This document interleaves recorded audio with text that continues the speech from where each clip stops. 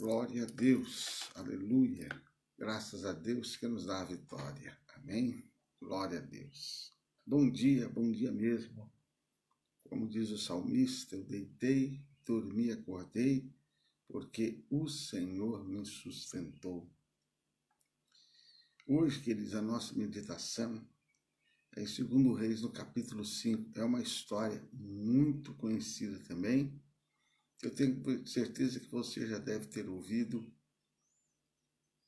inúmeras palavras, inúmeras mensagens sobre esse assunto. É sobre a cura da lepra de Naamã. A história que fala que ele era capitão do exército do rei da Síria era um grande homem diante do seu senhor e de muito respeito, porque por ele o Senhor dera livramento aos sírios. E era este homem herói valoroso, porém leproso. É 2 Reis 5:1. E o que nos fala? Ele era leproso. Numa das guerras, ele levou uma menina para sua casa, para trabalhar, para ser serva, para ser escrava. Quando essa menina ficou sabendo, ela disse então para a senhora dela, né? Se ele tivesse... Ele fala com ela, a menina: saíram tropas da Síria, da terra de Israel, e levaram presa uma menina que ficou ao serviço da mulher de Naamã. E disse esta sua senhora: antes o meu senhor estivesse diante do profeta que está em Samaria, ele o restauraria da sua lepra. Naamã foi até o profeta. Ele esperava que colocasse um tapete vermelho para ele. No entanto, Eliseu manda ele mergulhar 7 vezes ali na água do Jordão. Ele teve que vencer o orgulho, porque ele não queria fazer isso. Ele até, se fosse em algum outro rio, mas logo no Jordão. É como se aqui em Curitiba mandasse ele mergulhar no canal Belém, São Paulo, naquele rio lá, Tietê, e assim por diante. Você imagina um rio aí, péssimas condições da sua cidade. E assim por diante. Mas ele venceu aquele orgulho, desceu, recebeu a ordem de mergulhar 7 vezes, e no 7º mergulho ele ficou curado. Então é essa história aí. Então vamos à nossa meditação. Naamã, capitão dos exércitos.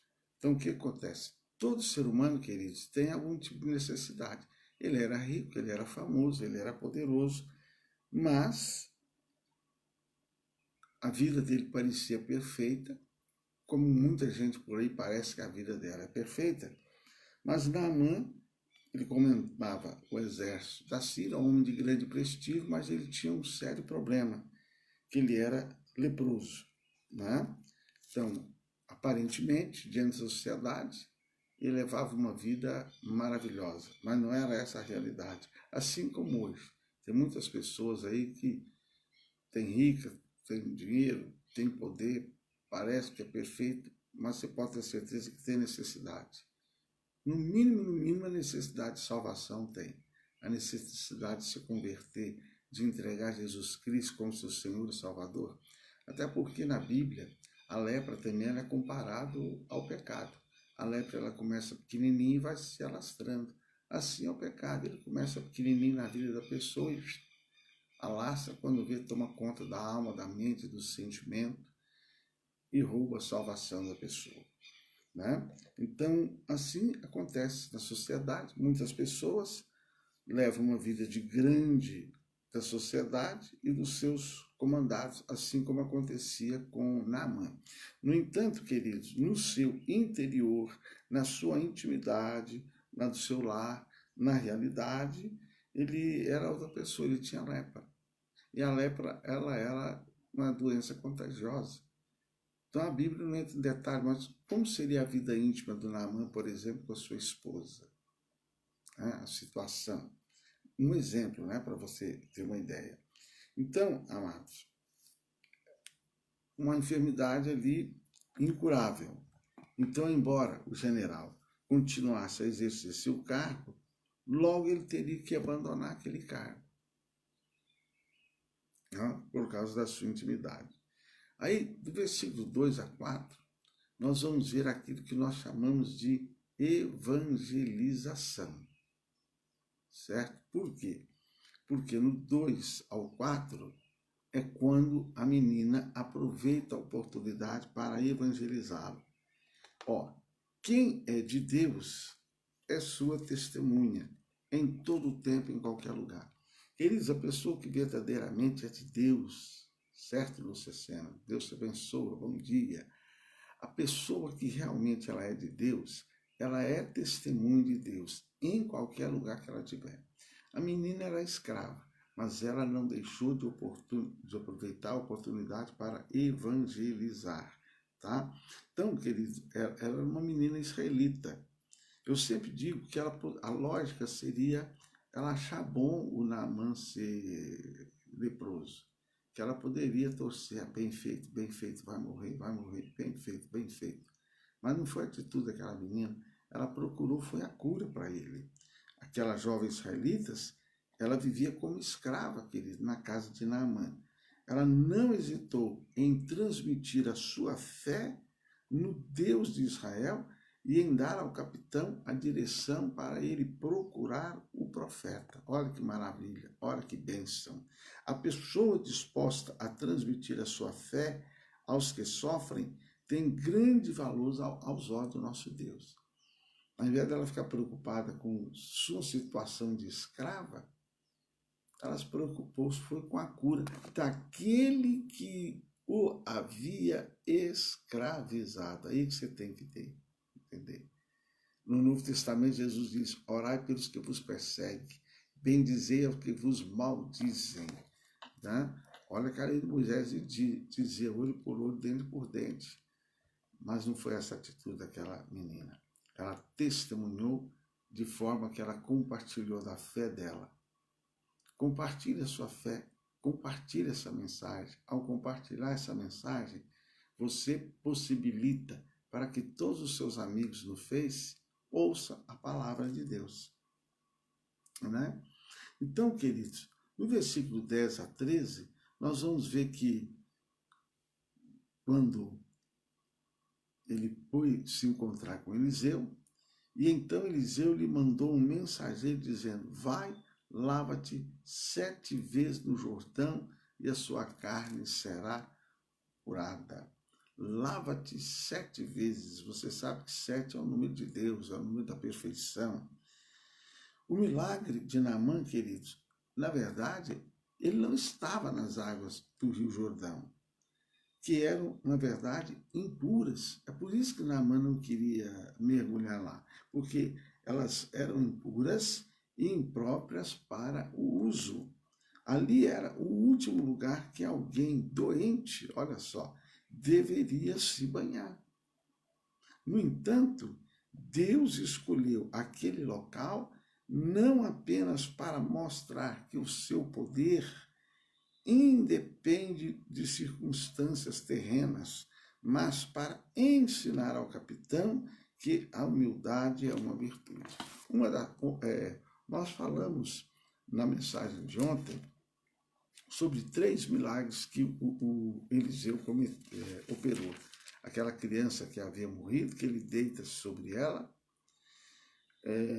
a viúva lá, certo? Que ele manda ela pegar a única botija de azeite que tinha, e ali há o milagre da multiplicação, e depois a sopa, eles foram tomar uma sopa, ela está envenenada, o que ele fez? Ele joga um prato de farinha na sopa. 3 milagres diferentes. Então, o que nós falamos ontem, no capítulo 4, aqui, de 2 Reis? Deus, ele opera o milagre. Agora, na vida de cada um, ele tem a maneira dele operar esse milagre. E aqui é isso. Ele, para operar o milagre, manda Naamã mergulhar exatamente no rio, que seria o mais impróprio para qualquer pessoa tomar banho. Ainda mais uma pessoa doente. Mas o nosso Deus é assim. Ele opera como quer. Ele é Deus. Não adianta a gente querer limitar Deus. O que muitas vezes as igrejas fazem é exatamente isso. Não, Deus tem que operar desse jeito. E aí vem as críticas, né? Não, Deus para operar, ele não precisa que bata palma no culto. Aí vem o outro, não, Deus para operar não precisa ficar dando glória a Deus, aleluia. O outro vem, para Deus operar não precisa você levantar as mãos. Aí o outro já vem, para Deus operar não precisa você chorar. E aí vai. Aí cada igreja, denominação tem a sua regrinha, né? E aí vai. Não, porque para Deus operar você vai ter que dar a melhor oferta. E aí vem uma série de regras que toda igreja cristã tem, né? Não escapa uma, a verdade é essa. Toda igreja cristã, cada uma tem o seu estilo, e aí aquele detalhe, uma critica a outra, não é verdade? Mas você vê que o Eliseu aqui, ele quis dar essa ordem. Uma, Deus mostrar, eu sou Deus, eu faço do jeito que eu quero, eu opero do jeito que eu quero e pronto. E outra, porque Naamã era orgulhoso. Deus queria tratar, na verdade, mais era da questão daquele orgulho. No versículo 14, então desceu e mergulhou Naamã no Jordão 7 vezes, conforme a palavra do homem de Deus, e a sua carne tornou-se como a carne de um menino e ficou purificado. Glória a Deus. Então, queridos, finalmente ele desceu. Depois de relutar, no versículo 11 fala que Naamã ficou indignado e ele virou as costas e saiu dizendo assim: certamente ele sairá, por-se-á em pé, invocará o nome do Senhor, seu Deus, passará a sua mão sobre o lugar e restaurará o leproso. Olha só, o Naamã ficou indignado. Eu achei que ele ia sair, ia invocar o Deus dele, ia colocar a mão dele em cima da minha lepra. Olha o que ele queria, que Eliseu colocasse a mão em cima da lepra dele. Sai, lepra! Então ele ficou indignado. E ele até fala o rio Abana, o rio Fáper, são rios de Damasco, são melhor do que todas as águas de Israel. Quer dizer, ele era orgulhoso, ele queria nadar lá nos rios da cidade dele. Tá? Mas finalmente ele relutou, ficou indignado, mas entendeu que teria que descer. Então ele desceu e mergulhou 7 vezes e a sua carne ficou limpa da lepra. Se na sociedade há desigualdade no tratamento entre pessoas de classes sociais diferentes no reino de Deus, não é assim. Na sociedade tem, né? Existe o SUS, que a pessoa fica na fila ali esperando. Tem aquele que tem o convênio, e tem aquele que tem um convênio melhor. Existem as diferenças na sociedade, aonde ela vai comer, o restaurante que ela vai comer e assim por diante. A pessoa vai ganhando mais dinheiro, vai melhorando a sua posição social, aí já quer comprar o pão na padaria mais chique da cidade, né, Lucinha? E por aí vai. A pessoa quer ir no melhor mecânico da cidade. O ser humano é assim. Só que diante de Deus, queridos, não tem disso não, viu? Todos precisam descer, seja rico, seja pobre, né? Todos têm que descer, ou seja, ter a humildade de obedecer ao que o Senhor nosso Deus diz e crer. Se quiserem desfrutar das suas promessas, a maior conquista de Naamã não foi a cura da lepra, queridos, mas a salvação que alcançou. O versículo 17 fala assim, ó, e disse Naamã, se não queres, desce a este teu servo uma carga de terra que baste para carregar 2 mulas, porque nunca mais oferecerá esse teu servo holocausto, nem sacrifício a outros deuses, senão ao Senhor. Gente, o Naamã se converteu. Ele tinha deuses que ele adorava. Quando o rei lá da Síria entrava para adorar o Deus dele, ele tinha que adorar. O que ele fez? Ele levou terra de Israel. Porque quando o rei da Síria entrasse para adorar aos deuses que a Síria cultuava, o que ele ia fazer? Ele ia pegar aquela terra, colocar num saco, ele iria ajoelhar sobre aquela terra, entendendo-se que ele estava adorando ao Deus de Israel. Ou seja, ele até poderia, ele era obrigado como general a ajoelhar diante dos deuses da Síria, que nem o rei. Só que ele ajoelharia agora sobre as terras de Israel, reconhecendo que só existia um Deus. Ou seja, o Naamã, meus queridos, se converteu. Muitas vezes essa mensagem é pregada, é falada da cura do Naamã, da lepra, e muitas vezes os pregadores esquecem de dizer que ele se converteu. Isso é que é o mais importante. Essa é a principal bênção, queridos. A pessoa pode ser rica, mas ela tem que se converter ao Senhor Jesus Cristo. Ela pode ser pobre, mas ela tem que se converter. Muitas vezes a pessoa pobre pensa que por ser pobre ela vai estar no céu. Não, gente. Seja rico, seja pobre, tem que converter. Tem que aceitar Jesus Cristo como seu único e suficiente Salvador. Só Jesus salva. Natal, hoje é a véspera do Natal. Natal é quando nós comemoramos o nascimento do Senhor e Salvador Jesus Cristo. Esse ano o Natal vai ser diferente, porque aqui no Paraná, por exemplo, a lei hoje, a recomendação do governo é que não se reúna mais de 10 pessoas. Aí no Ceará é mais forte ainda, é mais sério ainda. Em São Paulo é aquele negócio, né? O governador lá colocou o estado de São Paulo alerta vermelho, ninguém pode ir e vir, nem mal comemorar, e ele se mandou para Miami, né? Você pode ter certeza que o Camilo aí no Ceará também vai estar em algum lugarzinho aí fazendo aquela festa com a família dele. Assim são os nossos governantes, queridos. Não são tementes a Deus. Mas o que é importante nesse Natal é você agradecer a Deus pelo Senhor e Salvador Jesus Cristo. Mas tem muita gente que vai cair na farra e vai aglomerar. Mas seja como for, a Bíblia manda a gente obedecer também às leis da nação. No versículo 16, porém, ele disse: vive o Senhor, em cuja presença estou, que não a aceitarei. E instou com ele para que aceitasse, mas ele recusou. O que é isso? Não aceitarei. É que Naamã, querido, reconheceu o bem que havia recebido, e ele quis recompensar Eliseu com presente pela cura da lepra. No entanto, o profeta Eliseu, amados, ele foi incisivo ao recusá-los. Para ele, somente ao Altíssimo deveria ser dada toda a honra. Ou seja, o Naamã, querido, na verdade, ele quis pagar pelo milagre. Ele quis pagar.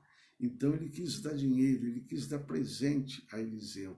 Então, Eliseu falou: não, eu não quero. Toda honra e toda glória é ao Senhor nosso Deus.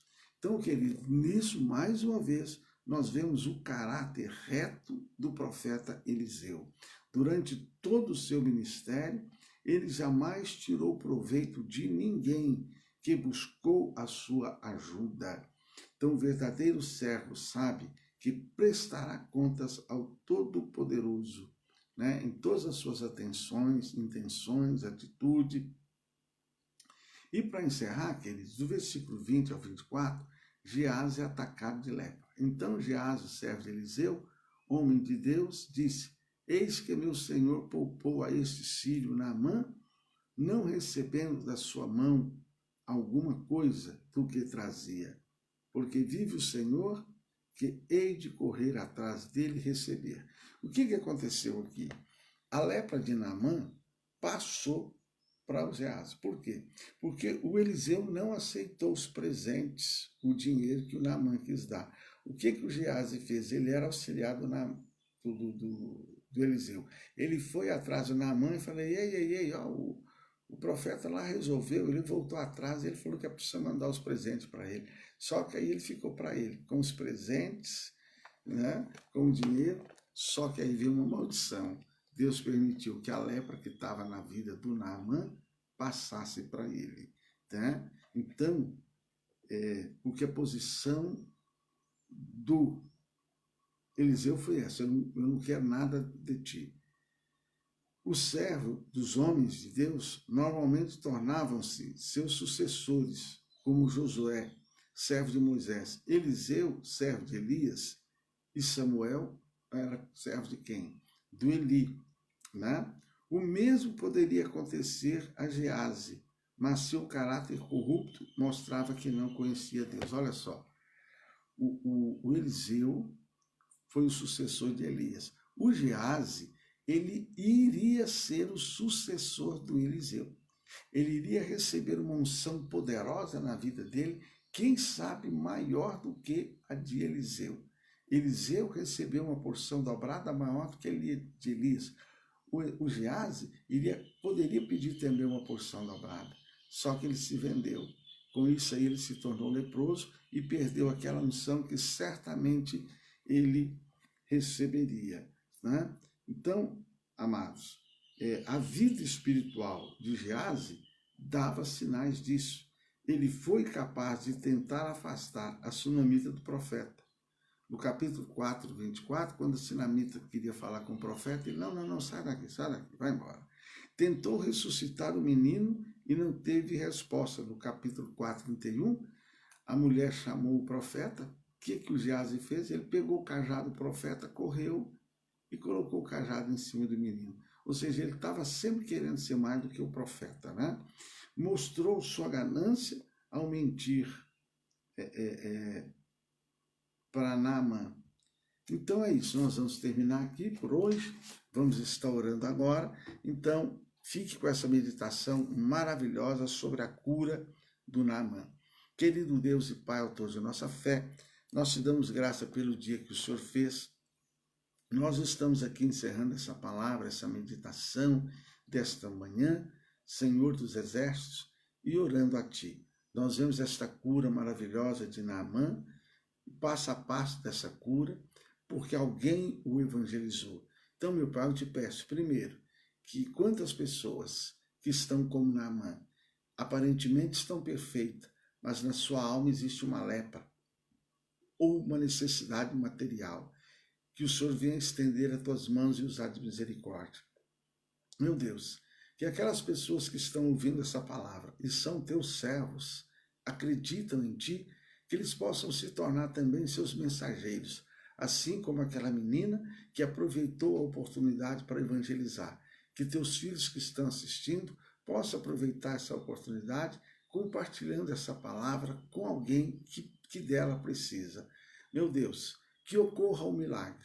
O Senhor operou o milagre, não só curando o físico de Naamã, mas principalmente salvando a alma dele. Que vidas que ouvirem essa palavra possam ser tocadas, abençoadas, vir experimentar uma transformação. Peço-te, ó Deus, em nome de Jesus, não apenas a bênção para a área financeira, para a área emocional, que o Senhor livre essas vidas do Covid-19.